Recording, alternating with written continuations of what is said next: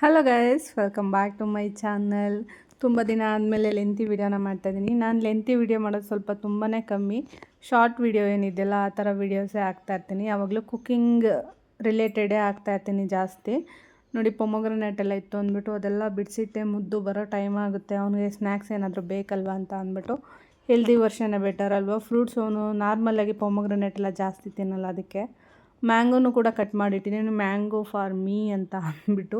ಇದು ತುಂಬ ದಿನದ ವೀಡಿಯೋನೇ, ಆಲ್ಮೋಸ್ಟ್ ಒಂದು 15 ದಿನ ಆಗಿದೆ ವೀಡಿಯೋ ಶೂಟ್ ಮಾಡಿ. ಬಟ್ ನಾನು ವೀಡಿಯೋ ಅಪ್ಲೋಡ್ ಮಾಡಿರಲಿಲ್ಲ, ಇವಾಗ ಮಾಡ್ತಾಯಿದ್ದೀನಿ. ಮ್ಯಾಂಗೋಸ್ ತರಿಸಿದ್ದೆಲ್ಲ ಇಲ್ಲಿ ವಾಷಿಂಗ್ ಮಿಷಿನ್ ಹತ್ರ ಹಾಕಿದ್ದೆ ಎಲ್ಲನೂ ಚೆನ್ನಾಗಿ ಹಣ್ಣಾಗಲಿ ಅಂತ ಅಂದ್ಬಿಟ್ಟು. ಇದು ಮಲ್ಲಿಕಾಯಿ ಇದೆಯಲ್ಲ, ಅದಂತೂ ತುಂಬ ಸಖತ್ತಾಗಿದೆ, ತುಂಬ ಚೆನ್ನಾಗಿದೆ. ಒಂದೆರಡು ಮ್ಯಾಂಗೋನು ಕೂಡ ಕಟ್ ಮಾಡಿ ಒಣಗಿಸಿ ಎತ್ತಿಟ್ಟಿದ್ದೀನಿ, ಉಪ್ಪಿನಕಾಯಿ ಮಾಡ್ಕೊಳಕ್ಕೆ ಬರುತ್ತೆ ಅಂತ ಅಂದ್ಬಿಟ್ಟು. ಹಸಿದೆಲ್ಲ ಮಾಡಿದ್ದೀವಿ, ಬಟ್ ಒಣಗಿರೋದು ಸ್ವಲ್ಪ ದಿನ ಆದಮೇಲೆ ಮಾಡ್ಕೊಬೋದಲ್ವ. ಊರಿಂದನೇ ತೊಗೊಂಬಂದಿದ್ದೆ ನಾನು ಹಸಿದೆಲ್ಲ ಉಪ್ಪಿನಕಾಯಿ ಮಾಡಿಕೊಂಡು. ಇಲ್ಲಿ ಏನು ಹಸಿದೆಲ್ಲ ಮಾಡೋಕ್ಕೆ ಹೋಗಲಿಲ್ಲ, ಅದಕ್ಕೆ ಡ್ರೈ ಮಾಡಿ ಸ್ವಲ್ಪ ಎತ್ತಿಟ್ಕೊಂಡೆ.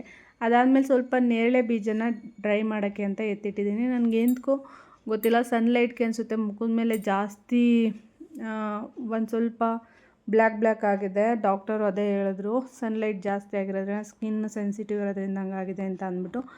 ನೇರಳೆ ಹಣ್ಣಿನ ಬೀಜನ ಪೌಡ್ರ್ ಮಾಡಿ ಹಚ್ಚೋದ್ರಿಂದ ಸ್ವಲ್ಪ ಕಮ್ಮಿ ಆಗ್ಬೋದು ಅಂತ ಅಂದ್ಬಿಟ್ಟು ಅದನ್ನು ಡ್ರೈ ಮಾಡೋಕ್ಕೆ ಇಟ್ಟಿದ್ದೀನಿ.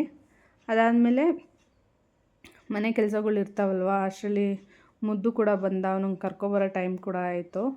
ಅವನಿಗೆ ಕರ್ಕೊಂಬಂದು ಎಲ್ಲ ಬುಕ್ಸ್ ಎಲ್ಲ ಎತ್ತಿಡ್ತಾಯಿದ್ದೆ. ಹೋಮ್ವರ್ಕ್ ನೋಡಿ ಎಷ್ಟು ರಾಶಿ ಕಳಿಸ್ತಾರೆ ಅನಿಸುತ್ತೆ. ನನಗೆ ಫಸ್ಟ್ ಸ್ಟ್ಯಾಂಡರ್ಡ್ಗೆ ತುಂಬ ಹೋಮ್ವರ್ಕ್ ಕಳಿಸ್ತಾರೆ. ಇವಾಗ ಅವನು ಏನೇನು ಮಾತಾಡ್ತಾನೆ. ಆಮೇಲೆ ಹೋಮ್ವರ್ಕ್ ಆಟಾಡ್ಕೊ ಬಂದು ಬರೀತೀಯ ಹೋಮ್ವರ್ಕು?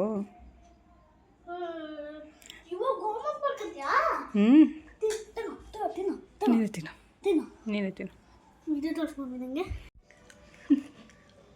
ನಂಗೆ ಬೇಡ.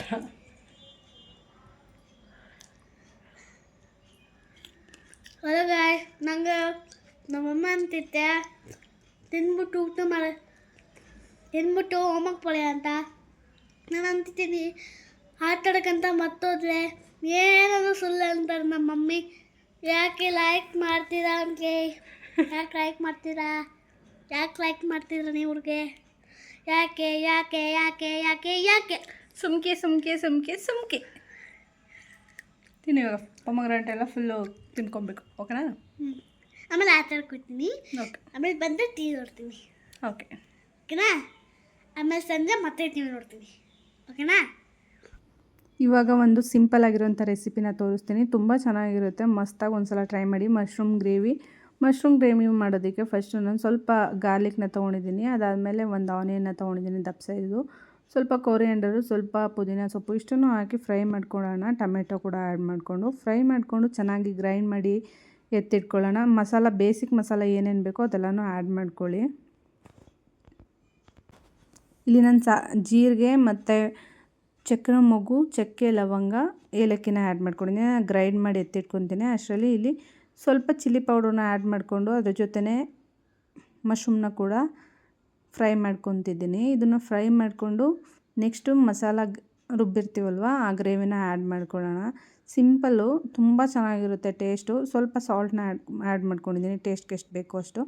ಇವಾಗ ಗ್ರೇವಿ ಏನು ರುಬ್ಬಿದ್ದೀವಲ್ಲ ಅದನ್ನು ಹಾಕ್ಕೊಂಡು ಒಂದು 5 to 10 ಮಿನಿಟ್ಸ್ ಲೋ ಫ್ಲೇಮಲ್ಲಿ ಫ್ರೈ ಮಾಡಿಕೊಂಡ್ರೆ ಸೂಪರಾಗಿರುವಂಥ ಮಶ್ರೂಮ್ ಕರಿ ರೆಡಿಯಾಗುತ್ತೆ. ಚಪಾತಿಗೂ ಚೆನ್ನಾಗಿರುತ್ತೆ ಮತ್ತು ದೋಸೆ ಅಥವಾ ಗೀ ರೈಸ್ ಜೊತೆಗೆಲ್ಲ ಚೆನ್ನಾಗಿರುತ್ತೆ. ಮಸ್ತಾಗಿ ಒಂದ್ಸಲ ಟ್ರೈ ಮಾಡಿ. Thank you for watching. Subscribe my Shivapriya daily vlog.